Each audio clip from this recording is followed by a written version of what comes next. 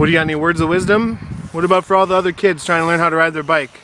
Can you say anything to them?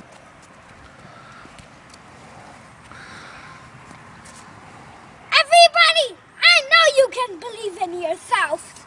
If you believe in yourself, you will know how to ride a bike. If you don't, you just keep practicing.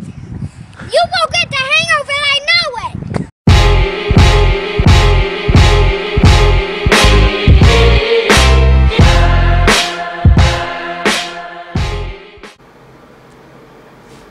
Video blog 3, where we be. Video blog 3. Where do I start? Video blog 3, thank you to all my new subscribers and all my new followers and all my new everybody. I do appreciate that. One thing that I think is really cool about my video blogs is that I've done the same thing over and over and just gotten a little more in depth over time, and it's just the following is just a pure grassroots following. You know, I don't do stupid stuff. You know, I don't talk about sets and reps and boring shit. You know, I never participate in forums. I just sit down and say some real shit, and people like it. So I thank everybody for that. But one thing that I've always feared and do kind of fear is that people will watch my video blogs and they will follow. I never wanted my video blog to be about daily motivation. You know, I never wanted it to be watch this video blog today and go have an awesome workout today.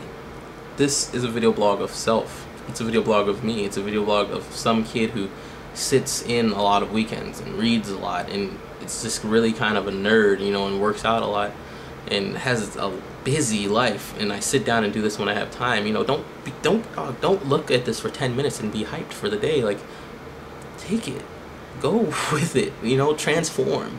Be this. You know, like, be better than me. You know, like, I never really got a lot of what people do. You know, like, I look at dudes like me now, like, I guess I can say myself, you know, a guy like Alberto Nunez, or his whole 3D muscle journey, or like Lane Norton, or a lot of people, and it's almost like I see the way they talk to these guys is like, it's like they sweat these dudes, man. Like, you're really sweating these guys a lot. And it's okay to have a fan base, you know. And I mean, I do have a fan base myself, but one thing I ask is that you don't sweat me, please. Like, I don't take it well. Just talk to me. I'm a normal dude, dog. You know, just talk to me normally, you know. And don't get me wrong, I associate myself heavily with Lane and Alberto and, you know, that whole lifestyle, but keep in mind, I never wanted to be Lane, you know. I never wanted to be Alberto. What I wanted to be was Alberto-like, Lane-like, you know. Therefore, like, I didn't sweat these dudes to go figure out how to be like them. Like, I wanted to be Ryan, and like, I've always wanted to be me, you know. So one thing that these dudes have in common, and one thing that I found, is that I've associated myself with these high-level people, is that these dudes are the most super humble dudes. And as like my popularity increases, one thing I keep hearing is that I'm a really humble person. So I guess if I look at what I just said, in a way I see why it makes sense why Lane and Alberto and a lot of these guys have such a loyal following. I think the secret lies in being humble. And obviously the secret lies in a place you never think of looking for it. You know, that's what a secret is. So a little bit about humbleness today. Humbleness and purpose go hand in hand. I think a common problem that people have is that these two things are out of balance, you know. So I've always had a great purpose. I wanted to be great, simple. And I've always wanted to do what I had to do to be great, you know. And it's a really simple concept. And I think a lot of people get out of whack because they don't want to do what you have to do, or they really don't want to be that great, you know. They just want to be kind of mediocre. You know, I see a lot of things and people, it's like the better you get at anything, the more uncomfortable I feel sometimes. It's like, be good, but, you know, don't be too good. You know, you don't want to embarrass anyone. You know, it's like weak shit like that, like a weak mind state, you know, and I never got it. But to anyone that's ever messaged me and ever talked to me, I hope I've been real with you, and I hope that you don't think I'm this super humble guy. And I hope you know that Lane and Alberto and guys like me, we are super humble guys. But we're not super humble. That's not really what it is. What we really are is that we have a good grasp of reality. We have We have a good sense of fear. We have a good sense, we have a good large amount of doubt within ourselves, you know. So we take all of these things, and then it accelerates us to get this thing right. You know, it's not that we're just humble and we're just super cool and we don't like to brag. It's that you don't have time to brag when if you, I dare you, take a look at what your competition's doing. Go look at what the dude who you just beat. Go look at how hungry he is now. I promise you, that will cut any arrogance you have and make you humble. So this term humble, I think it's gotten a little out of whack. They think it's some natural gift that you have to be humble. I think anyone who's smart is a naturally humble person. And so why am I associated with these people? Because these people are similar to me in terms of what they want to be successful. I've looked up to these people. I've learned from these people. And I can't thank them enough. You know, I feel like I've shouted out to Alberto in like every video blog I've ever done. So I posted a picture not too long ago, and it was a picture of what circle would you rather be? And it had one circle. So the circles are both the same, and one circle has smaller circles around it. I think it's like 5 or 6, and the other has larger circles around it. And it was really simple. Which one would you be? The truth is you should be both, but you should keep them in balance, is what it says. The middle picture is the same. To me, that shows that you should never change. You should never change. You should always get better, but you shouldn't change. The only thing that changes, is the people around you and how they treat you. So the smaller circles, they're gonna sweat you a lot. They're gonna sweat you a lot, and that's what I think people get hung up on and lose in this term, and lose when it comes to humbleness. They still have their purpose and they're still the same, but they have too many small circles around them. And then if you look at the guys on the right, the guys on the left or right, I don't know which side I was on, I surround myself with Lanes and Albertos and Oguses and, you know, people that are bigger than me in a lot of ways, you know.